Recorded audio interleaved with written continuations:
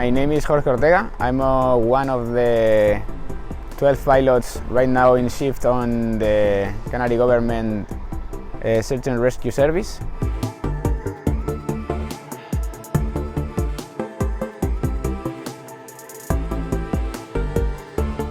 We fly the W-3 Sokół, it's a police helicopter, powerful twin engine helicopter. We have right now 6 on shift in all the islands.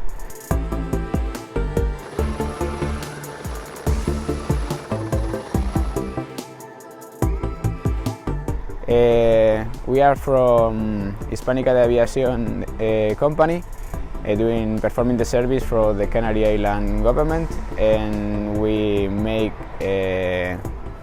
search and rescue on and offshore, that is firefighting and external cargo.